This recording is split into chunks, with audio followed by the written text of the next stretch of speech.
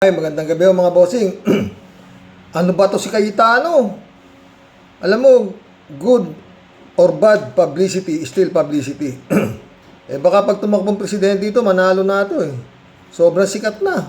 Araw-araw na ginawa ng Panginoong Diyos eh. Siya ang laman ng balita. Puro iba-ibang no. Pakinggan ito. Ha?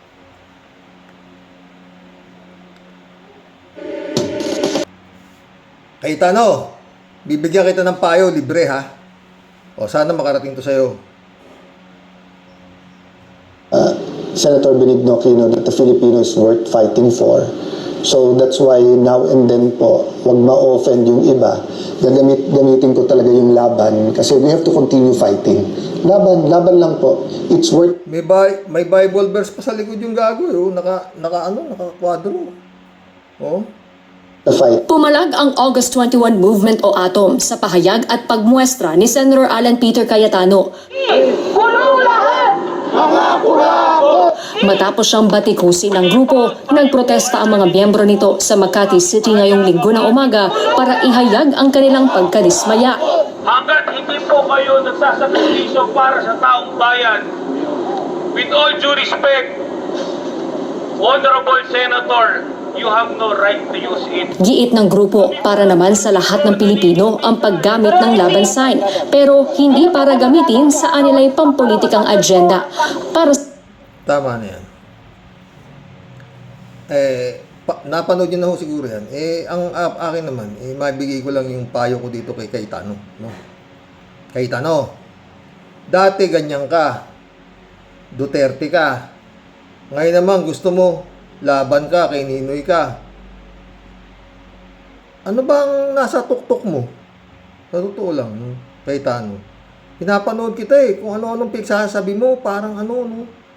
Payo lang to.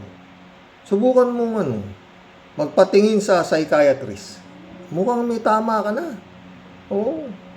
Pero mukhang genius to mga boss Pero alam mo, may nagpayo sa akin na tiyuhin ko. No?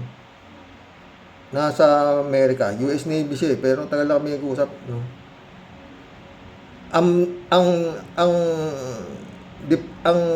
Ang diferensya raw ng genius sa siraulo, manipis pa sa hibla ng buhok. Kaya itong mga genius, no, kagaya nito si Cayetano, mukhang genius no? Mahirap po yan mapupustrate. Hindi ho nila matanggap. Kaya siguro yan, di ba sasabi, dati, Speaker of the House, yung siyang Tering, pero nung natapos na yung terms niya, ayaw niya ibigay dun sa cashier niya. Gusto niya, siya na lang. Eto rin, ito nangyari dito sa sa Senate President. Mantakin mo nga naman ng grabing hirap ni Cayetano dyan bago siya naging Senate President. Kinailangan niya pang ibuwis si Bato na tatanga-tanga rin na nauto niya na kailangan ka kasi dapat mahawakan natin ang Senado, ang lideratura ng Senado para sa impeachment na darating. Pag hindi ka dumating Bato, mahihira, hindi ko makukuha to, kaya ikaw ang, siyempre si Bato bida. Sabi ni Bato, tanga, kailangan pala akong dumating. By all means, mantakin mo sa loob ng kalahating taong nagtatago yung gago dahil sa kailangan siya ng partido ni Duterte para sila makahawak ng Senado. Kailangan yung dumating. Na pumalpak nga lang, hindi natin maintindihan paano nangyari doon. Merong arrest warrant, puta, natakasan. MBI. Hirap po tanggapin talaga yan. Buti nga natanggap ni ni Senator Trillanes, yung nangyari na yan. Pero ngayon hahanapin niyo si Bato. Saan niyo hahanapin si Bato? Si Bantag nga lang, hindi niyo mahuli-huli. Balik tayo dito kay Cayetano. Pa-check up ka. Baka lumala ka pa Alam mo yung mga ganyang kakaroon ng ganyan, hindi mo na alam ang galaw niyan, sa totoo lang. Ito mo, siya naman, ito payo kayo ito. Mag-isip ka ng iba. Ito, Duterte. Ito, Ninoy yan eh. Si Ninoy Aquino yan eh. O, sa Dilawan eh. Mag-isip ka ng ibang insignal mo. Ito, kung ganyan, pwede ba yung ganyan? O, ganyan, o, kagaya ni Duterte, o, ganyan. Para magkaroon ka ng sarili mong marka. Ganyan, o. O kaya pag ganun. O, kasi si Duterte pag ganyan, di ba? Tapos laban ganyan. Ikaw naman pag ganun, o, di ba? O kaya pag ganyan, parang ahas. Mag-isip ka ng ibang sinyalis mo. Hindi yung nanggagaya ka lang, Duterte, Ninoy, wala. Magkaroon ka ng originality. Hindi rin yata pwedeng, si Duterte mahilig mang ganyan eh. O, di ba? Mag-isip ka yung, diba, magandang maging ano. Total, laban ang habi mo, di ba? Si Duterte, baril na ganyan hawak ni Duterte, di ba? Ay, yung ano, tinidor. Yung tinidor na mahaba. Tapos ganyan, oh. Yan, hawak kami tinidor. Laban. Ganun. Tapos medyo nililisik yung mata mong ganyan. Kaitado ka. Sinusuka ka na eh. Ayaw ka pa rin. O sa tingin ko dito mga friend, may tama talaga to. Malamang ah. Pero subukan mo rin kay Tano, payong ano to. Siguro mas matanda naman ako sa'yo. Oo. Psychiatrist, patingin ka. Mukhang may tama ka. Oo. Baka lumala ka pa eh. Baka panakit ka. Ha? Pakinggan natin si ano. Nagtataka si Atty. Rene Bueno. Kung bakit sa dami ng kahayupan nito si Sayad Duterte, eh mataas pa rin siya sa survey. Pakinggan natin siya. Maski ako, tataka rin ako eh. Oh. Kung saan nga sumukuha ng mga survey na yun. Buenos tardes mga amigos, mga amigas, sa ating mga future political analysts, mga historians, at siyempre po, yung mga kapwa ko mahilig sa chismis at drama sa politika. At kayo po ay maupo muna dyan sa mga bahay ninyo, sa inyong mga sala, at kumuha ng merienda at mainom dahil ang pag-uusapan po natin ngayon ay isang malaking misteryo, no, ng ating bansang Pilipinas. Isang paradox, kumbaga sa science, isang phenomenon na mas mahirap pang ipaliwanag kaysa sa kung bakit laging traffic sa EDSA. Ang pamagat po ng lecture natin ngayon ay ang misteryo ng survey. At dito maitatanungan natin. Misteryo daw na survey. Ako rin eh. Nahiwagaan ako dito sa mga surveyor na to eh. Pero sabi nila, sabi nitong mga surveyor na to, Atty. Rene Bueno, na sila raw eh hindi raw sila nababayaran. Parang pro bono yung ginagawa nilang kagaguhan. Survey, oo. Bakit yung may kaso ng pangungulimbat ang laging nangunguna sa mga isinasagawang survey dito sa ating bansa? At yun naman taong dating naging vice presidente, may malinis na record, no? At maraming awards na nakuha, eh laging pumapangalawa sa survey na isinasagawa nga ng katulad ng Pulse Asia, ng social weather, no? Palagi lamang pangalawa ang Leni Robredo at laging nangunguna ang Vice President Sara Duterte. Hindi kaya naman Atty. Rene Bueno.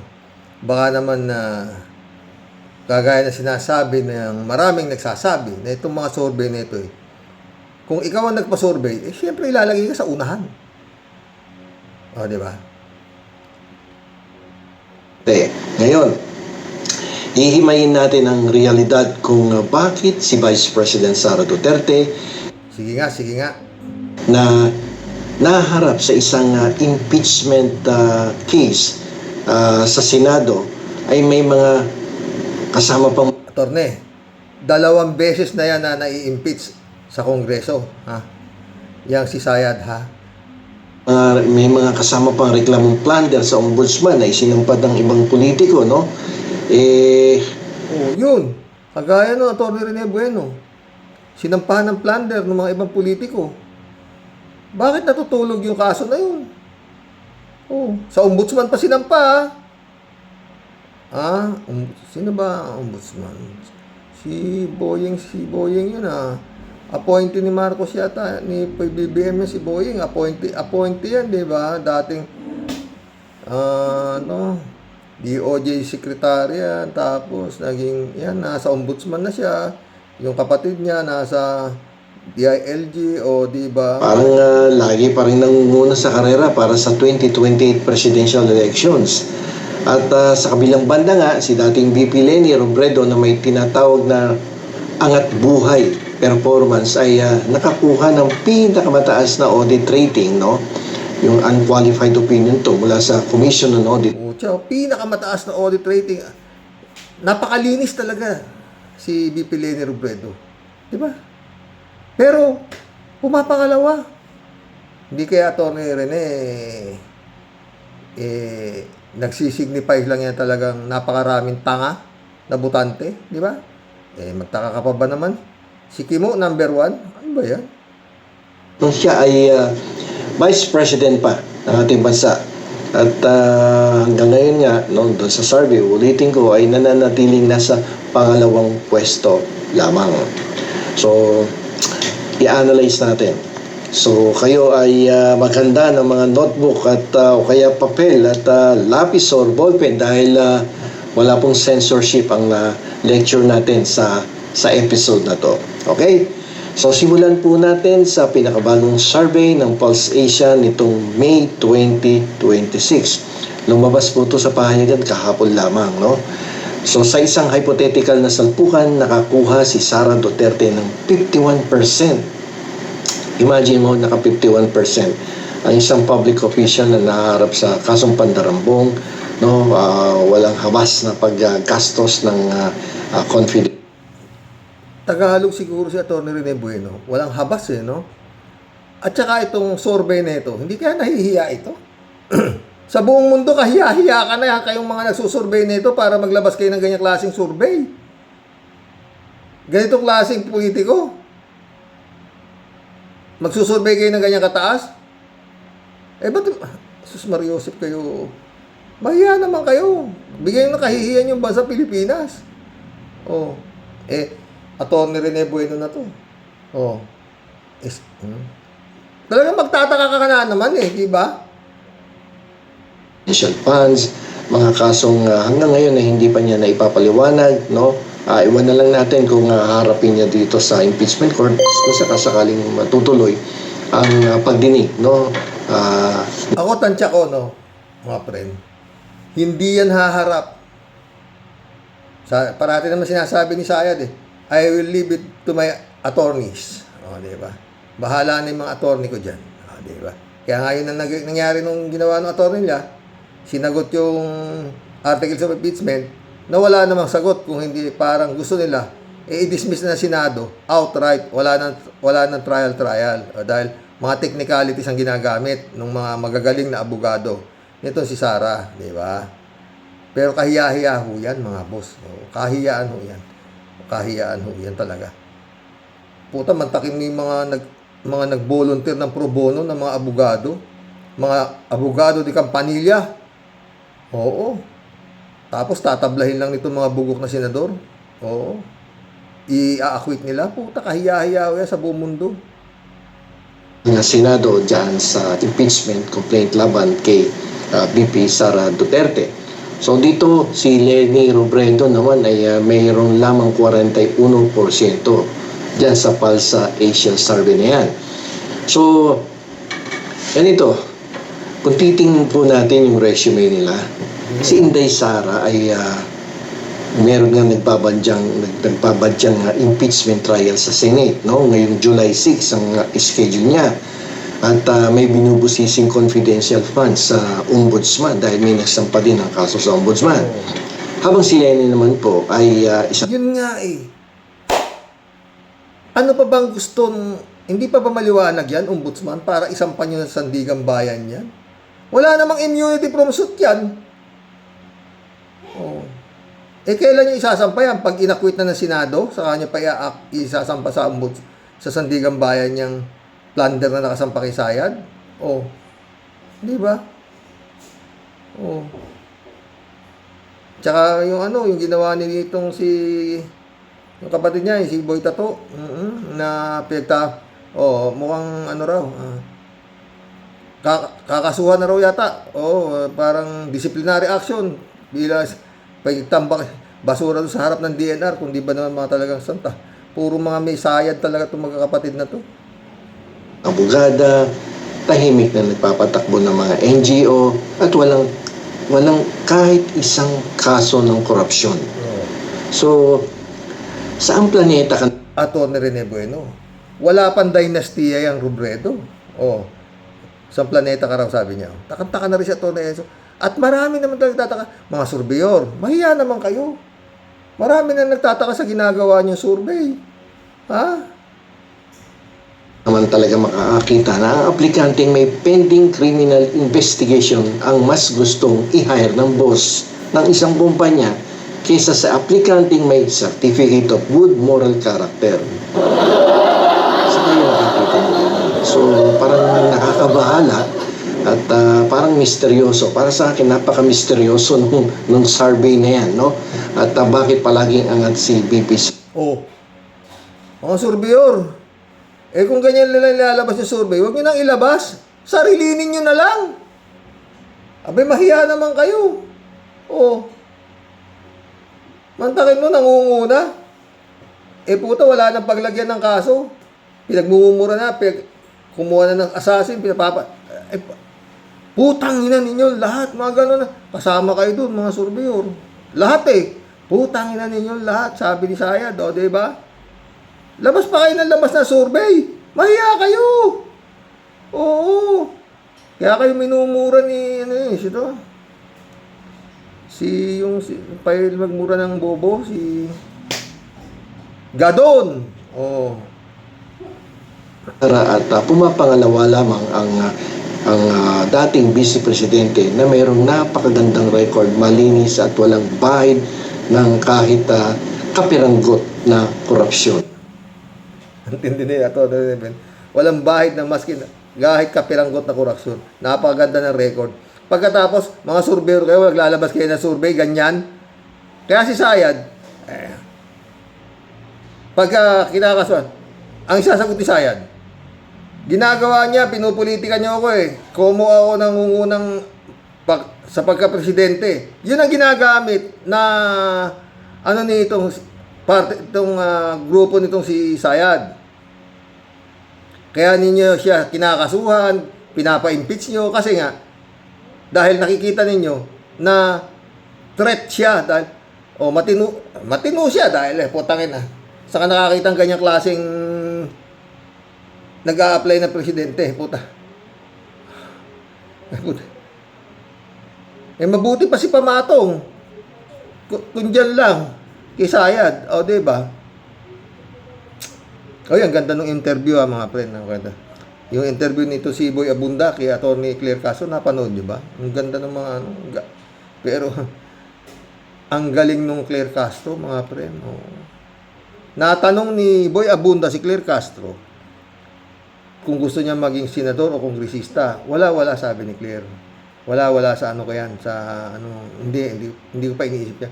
Bandang huli, tinanong pa siya kung gusto niya magpresidente. Atty. Claire, baka pwedeng pag-isipan mo yan. Di natin alam God moves in a very mysterious way. Ikaw na nga ang nagsabi na ni sa panaginip hindi mo akalain na makakaharap mo ang presidente ng Pilipinas. Ni sa hinagap. Ayaw mo pang tanggapin. May tanong pa si Boy Abunda na, bakit tinanggap mo? Tungkol ba sa sa sweldo, ganun? Hindi, sabi ni Claire Castro. Maganda yung mahaba yung interview ni Boy Abunda. Yung mga ibang tanong naman ni Boy Abunda, yung mga nakakabuisit. Pero siya ni Claire, pasensyoso Kaya itong Boy Abunda na to, magaling. Pero kuminsan yung mga tanong niya talagang, merong nagkaroon yata ng tinanggihan ni ni yung tennis player, yung magaling na tennis player na babae, parang hindi nakapasa kay doon yun si Boy Abunda, ni-reject yata nung tennis player Si Alex Ila. Oo. Di yata na pinagbigyan ni Alex Ila si Boy Abunda. I-interview niya si Alex Ila eh. Di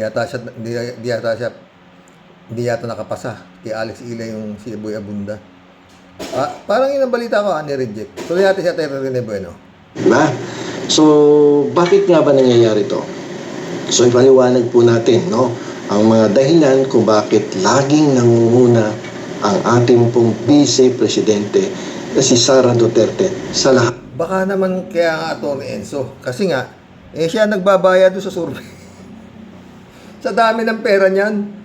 Aba, buti nga, hindi pa ginagawang 78% yan. May mantakin yung tatay niyan. Sa dami ng ipinapatay, libo-libong Pilipino pinapatay sa kanyang peking war on drugs. Putang na survey, 90% yan. Tagi-tagi yan. Nakakita ng ganyan, visit. Ng survey na ginagawa ng mga prestigious survey firms.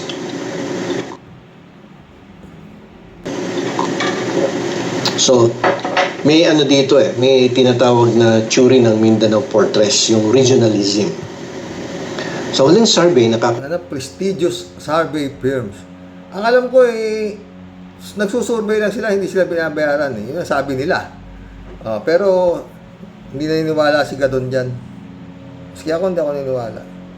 po si Sara ng 91% preference rate sa Mindanao. Okay? 71%. Ganun ba kabobo yung mga taga Mindanao? Atty. Rene Bueno, 71%.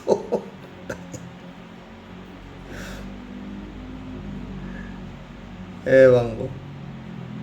So, ibig sabihin, kapag naglakad ka sa Davao o sa General Santos, halos lahat ng makakasalubong mo, si Sara ang iboboto.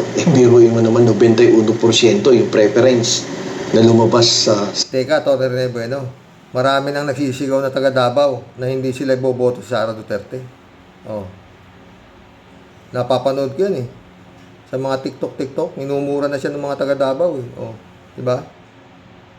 Survey. So, bakit hindi epektibo ang kaso ng plunder sa kanila? Dahil sa tinatawag nating regional pride. Sa pananaw ng maraming taga Mindanao, ang pag-impeach po kay Sara at ang mga kaso sa ombudsman ay hindi naman totoong paglaban sa korupsyon. Yan po yung nasa utak nila sa Mindanao. Okay? So, ang tingin So, doon lang tayo. So, anong dapat? Atty. Rene Bueno. Dapat, talagang yan si Sara, gamitan ng legal na pamamaraan na sa batas. Dahil binaboy niya batas Di ba?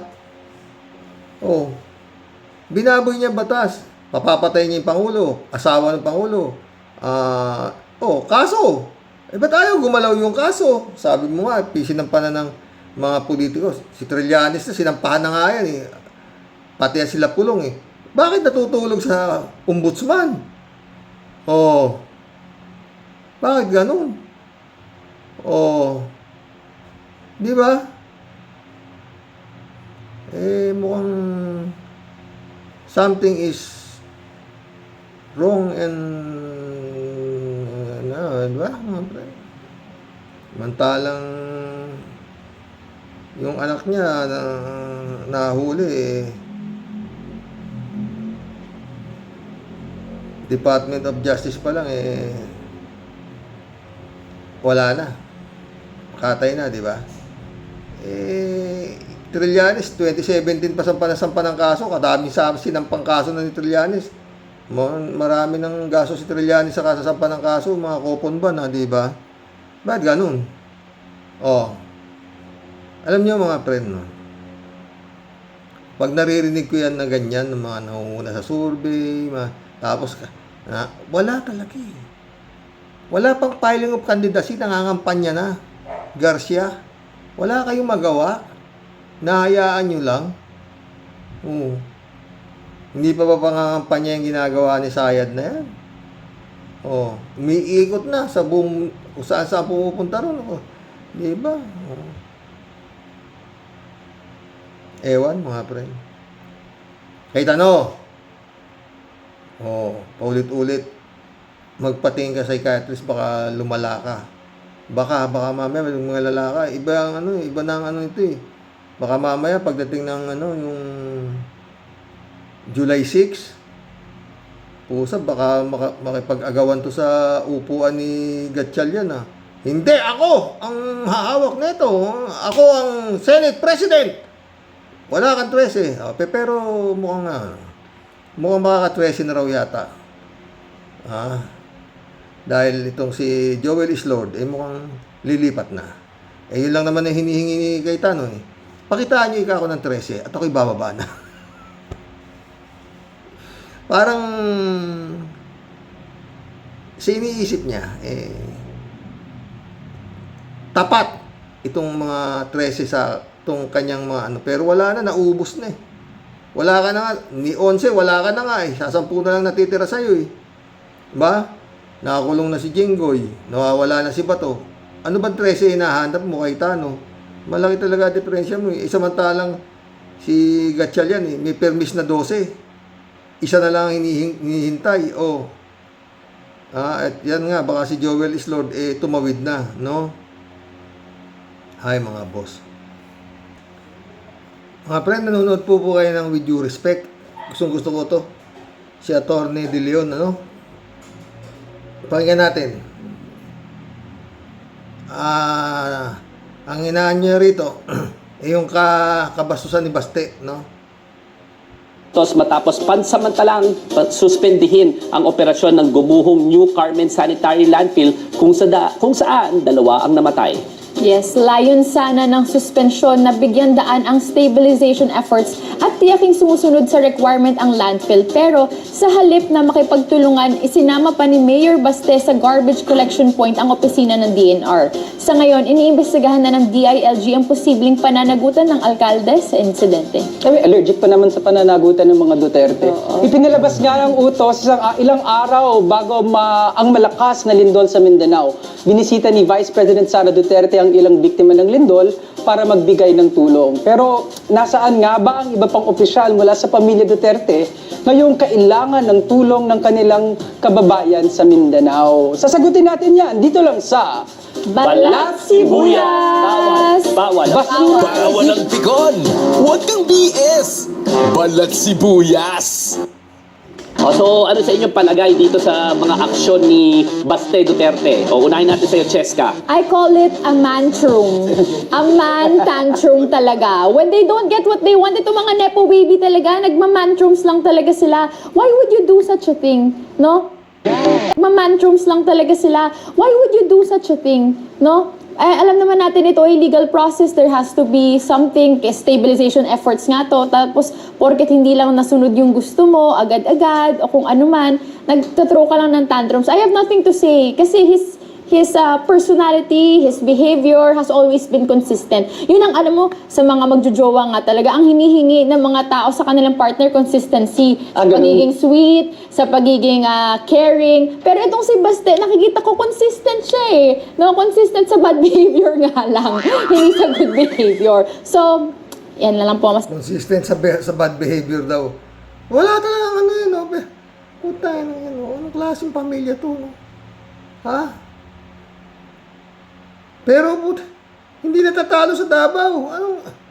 His Excellency, sana bago ka bumaba, tapusin mo na ito. Hindi ka na rin lang tatakbo ng presidente. Oo, sama mo na to sa pag ito nakabalik sa pwesto, mata mo lang walang latay.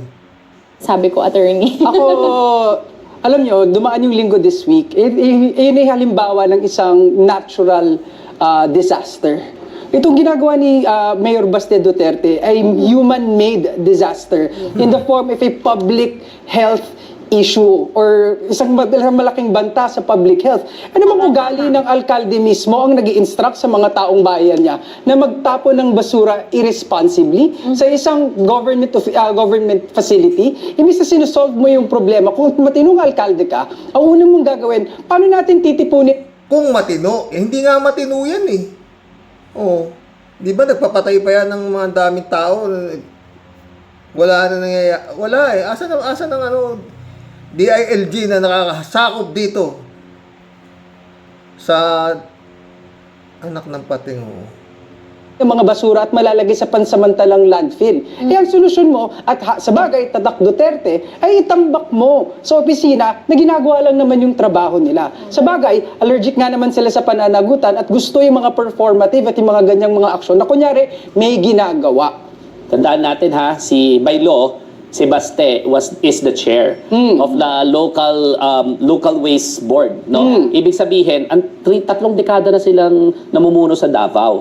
Bakit hindi nila naayos yung problema ng basura? Bakit may gumuguho pa dyan at hindi sila nakahanap ng alternative site? Ito mga Duterte. Tapos nagtatapo ng basura kung saan-saan. Sila yung nag-generate ng public health crisis. Ito mismo si Baste, no? I think ginawa na ito ng ombudsman dati, preventively suspend itong dating mga mayor dahilan sa hindi pag-implement ng Solid Waste Management Act properly. So dapat sa akin palagay, masuspend. Ginawa na pala ng ombudsman to eh.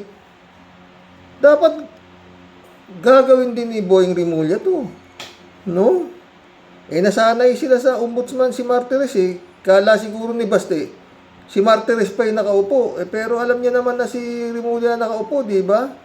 Talagang sinusubukan nito itong mga Duterte na to, ang gobyerno, kung paano babuyin. Totoo lang, naman nangyari ng ganyan eh. Sa buong Pilipinas, walang gagong mayor ang gumawa niyan.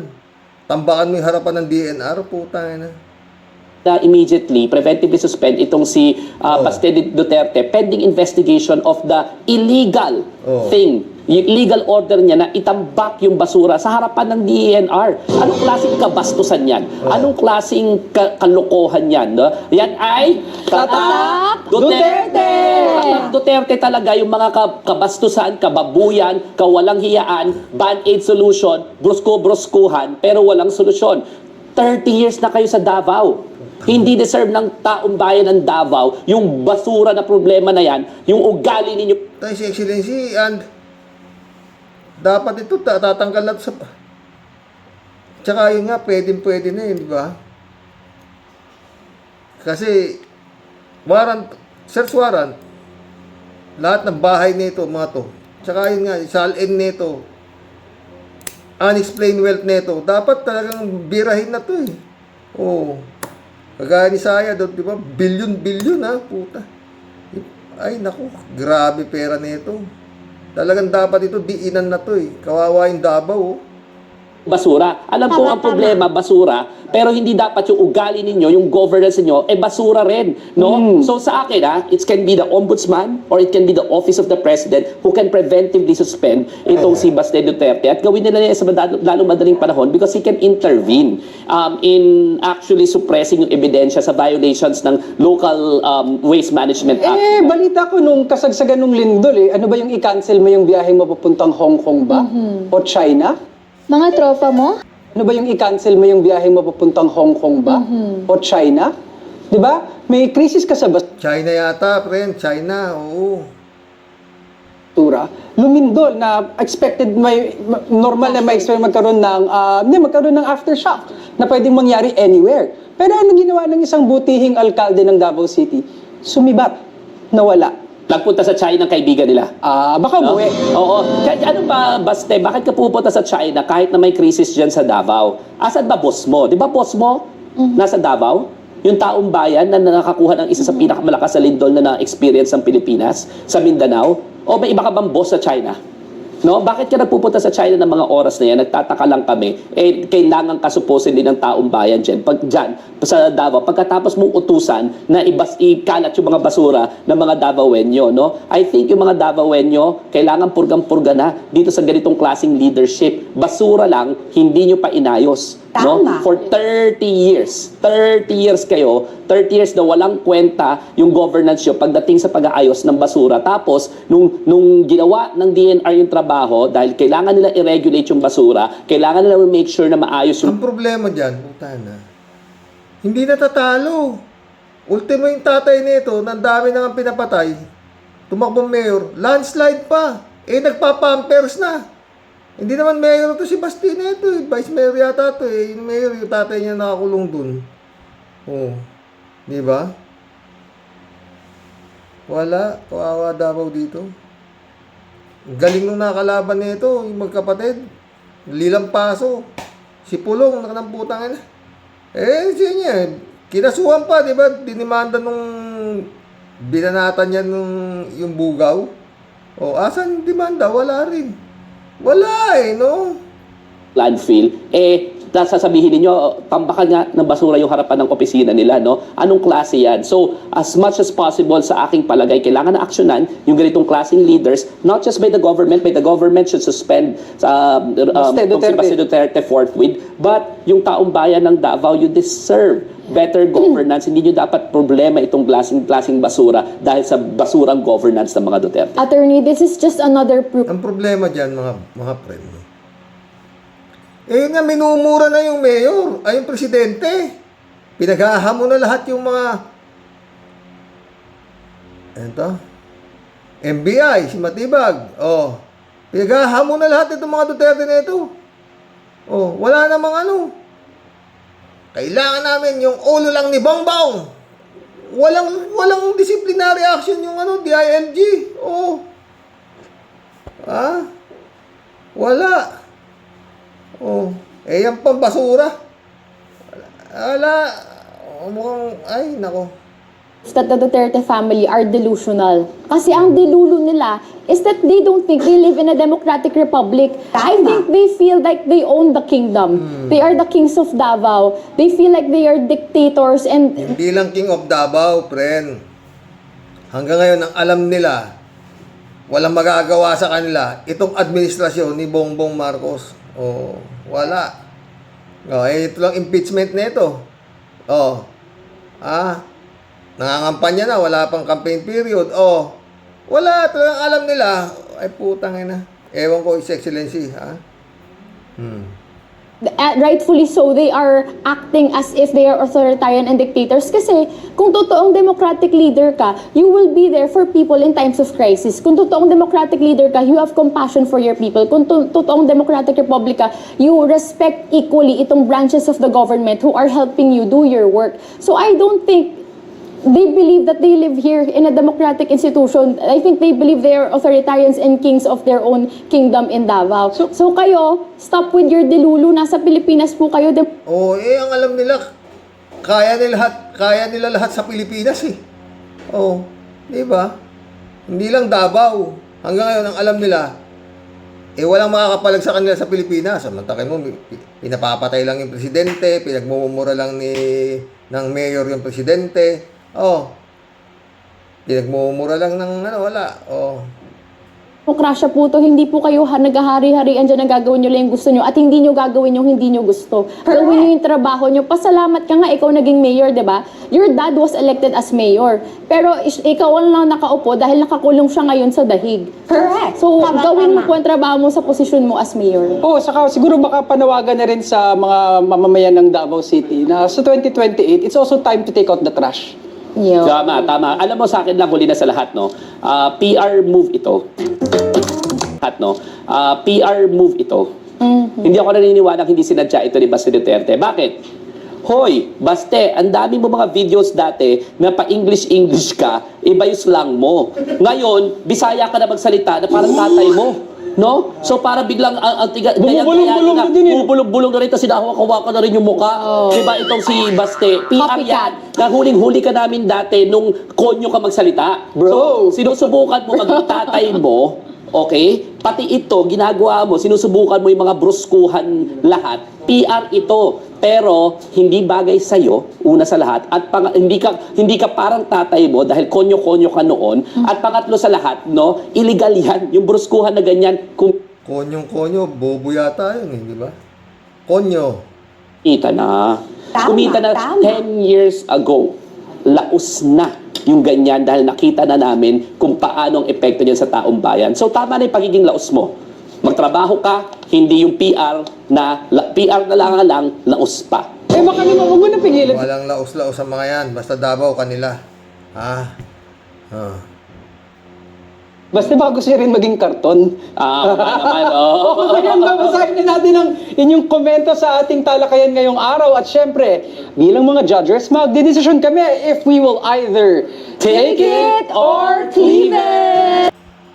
Tangina, no, nakaupo si Duterte. Hindi namang ginanya ni PBBM yung pamamalakad niya. Wala namang, hindi nga nakialam si Bongbong sa pamamalakad niya, di ba? Tapos ngayon, binababoy mo, unit team pa ng anak mo. Binababoy nyo ngayon, lahat kayo, mga, His Excellency,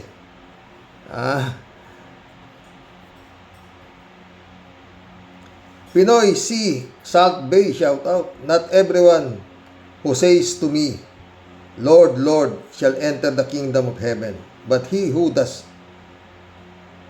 the will of my Father in heaven. Matthew 7:21. Mary Lebron, shout out. Good evening, Xerox. Good evening, good evening. Apolinar Tolentino, shout out. Gaano kabugak yung babaeng nag-uumiyak sa tabi ng kabaong? Magkano kayang ibinayad dyan para umarte ng ganyan? Dapat yung babaeng na yan ang ilagay sa kabaong at ilibing ng buhay. Makita ko kung hindi ang bilis ng takbo niyan.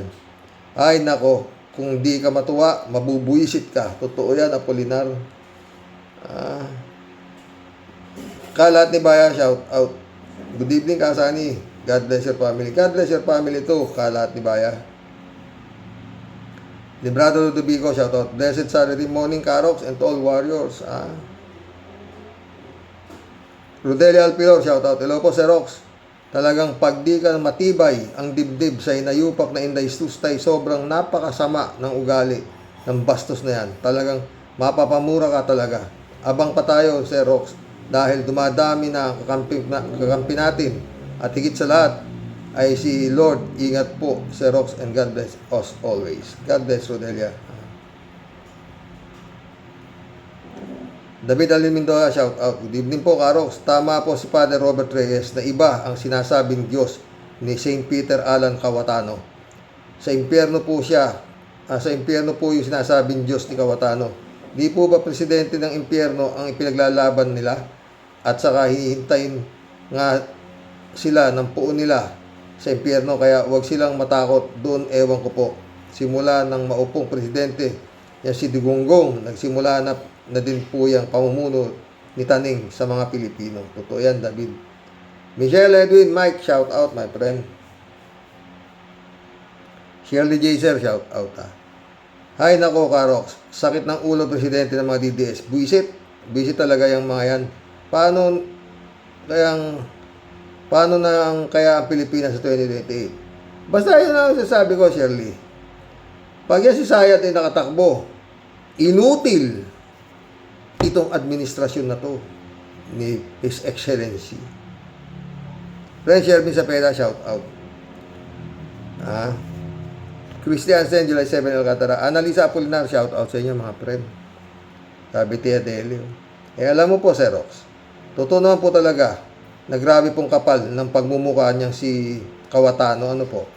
Kasi nga po, sa sobra niya pong katangahan at sobrang kaduhapangan sa pwesto at kapangyarihan, na buong akala niya po nung naagaw na niya ang seat bilang Senate President, siya na po ang pinakahari. Yun nga alam niya.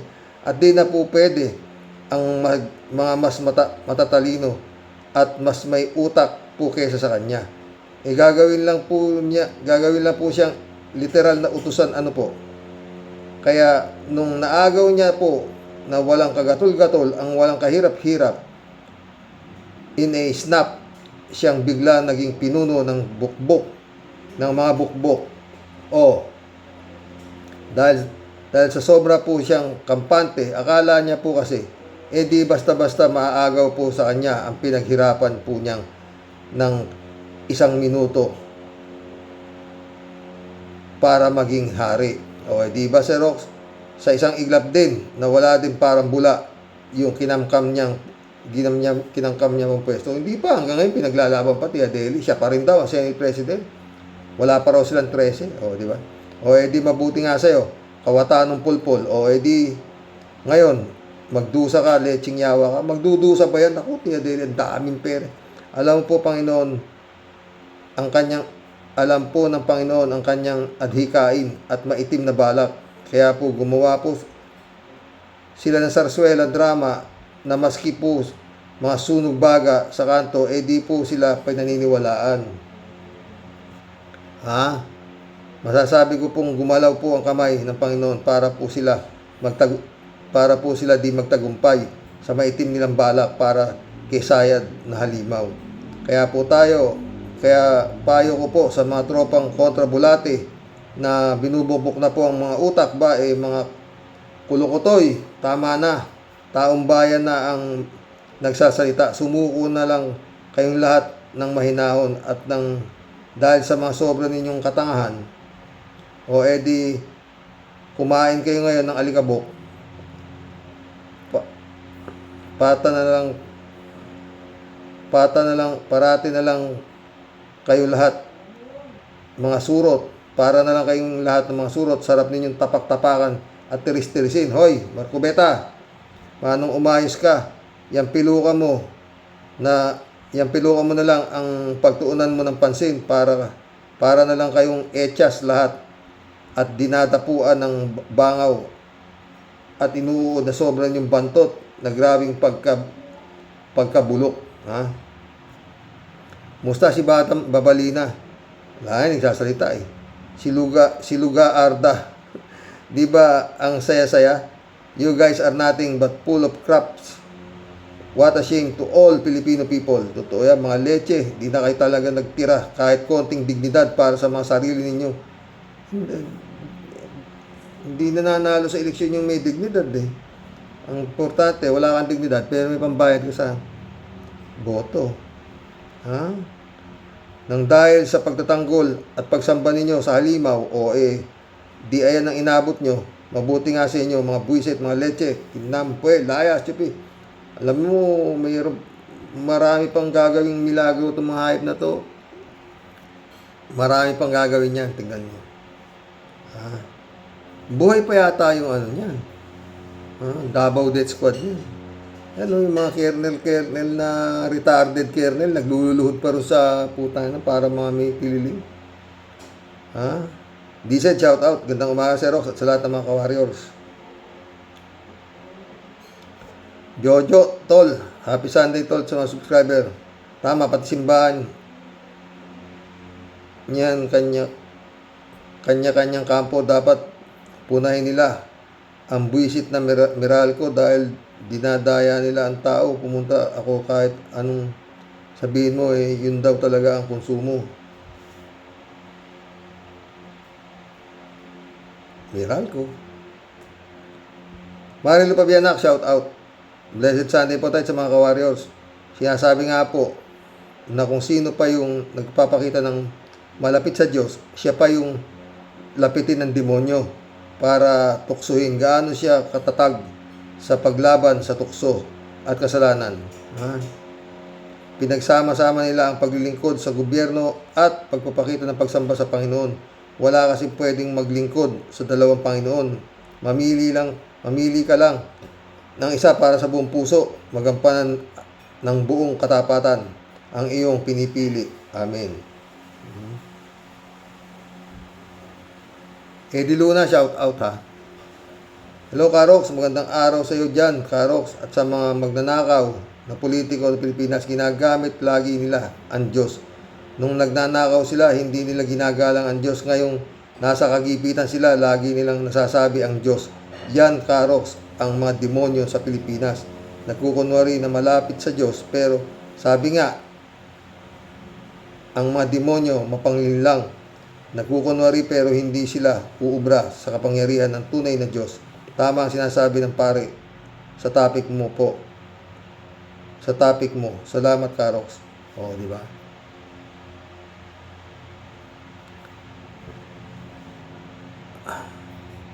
Jane Labayna, my friend, shout out. Saan ka na naman? Saan ka na naman dinala ng balat mo sa paa? Eddie Luna, si Cayetano sa sobrang ganid sa kapangyarihan para lang absuelto ang magnanakaw sa Senado, nasisiraan na talaga ng ulo. Kung ano-ano na lang maisip. Ngayon, gustong magkakampi sa oposisyon. N, sign ng kamay niya ngayon ay L, natang inang senador na yan. Nakakasuka ang style. Salamat ulit sa iyo, Sir Rox. At ang isang demonyo, nakakulong na si Apollo, demonyong Kibuloy. Eddie Luna ulit to. Karox, magkaalaman na sa July, magbubunyi ang tao o magkakagulo. Yun ang abangan natin, Karox. Sana mali tayo ng iniisip nung pa. Sana nga, di ba? Mission accomplished, mga friend. Shout out, Pastor Jun Lagon. Friend Jaime Bingson, Dolol Garcia. Eman Escalona, nak, shout out. Hanggang bukas po muli. Mga boss. Ay, nako, Cayetano. Dami natin naging topic, di ba? Yung with due respect ko, ang ganda. Maganda yung with due respect. Oo. Tsaka yung 4 alas, maganda rin. Oo. Marami magaganda, mga boss. Oo. Yun ang parati kong pinapanood. Oo. Kaya libang na libang ako talaga dito sa pinaglagyan sa akin ni Lord. Oo. Magandang gabi po, mga boss. God bless. Good night.